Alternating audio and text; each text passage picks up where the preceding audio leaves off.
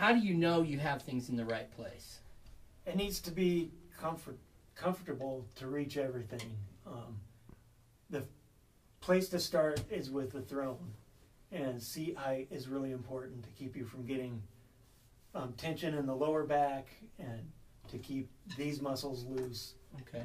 I recommend having I have my throne height, so when your feet are on the pedals, the top of your leg is close to parallel or angling down a little bit towards the knee. Okay.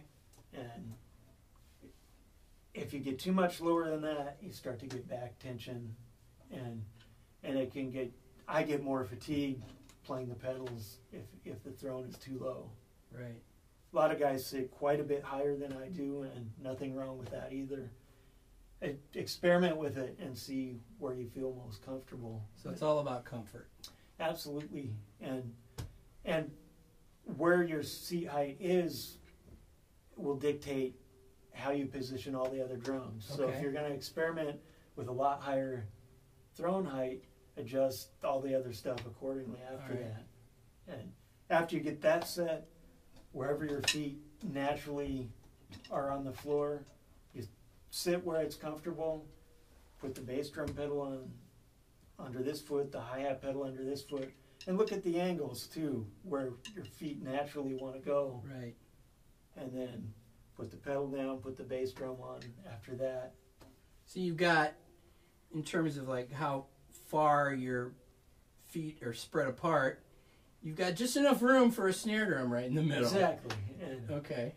All right. And you don't see the hi-hat isn't way over here, and I'm not stretching to get to it. I'm just sitting, so if the gig is 4 hours long, I'm still comfortable. Okay.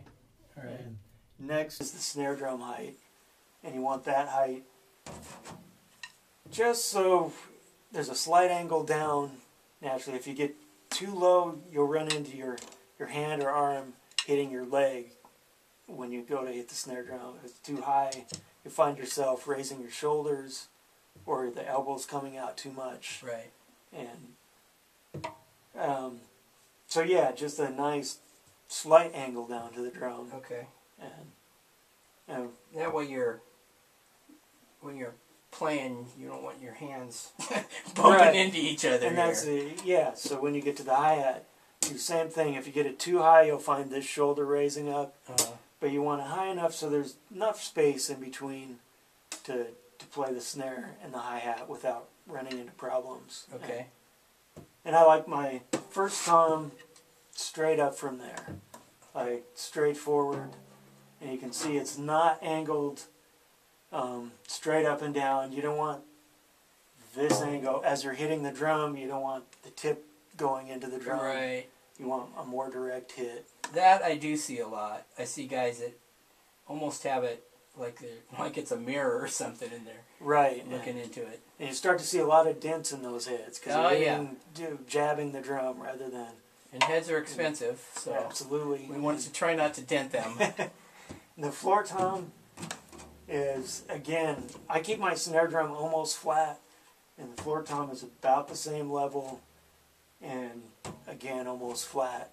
So it's easy to cross over, then it's just a matter of pivoting your torso to play from one to the other. Right. And ride cymbal, also really important. Especially if you're playing a style like jazz where you're going to be here all night. Right. From here, just turn your arm, and where it naturally hangs, put the cymbal under it at about the same angle as the stick is. Right. So it's not completely, if it was too flat, I'd be up like this. Or again, if it's too much like that. Right. Although that also depends on the style. If I was playing a rock gig or a Latin gig where I was on the bell of the cymbal all night, that angle might be better to get the bell closer to me so I'm not reaching. Okay. So it flexibility. Absolutely, yeah. Okay. Flexibility and what you'll be doing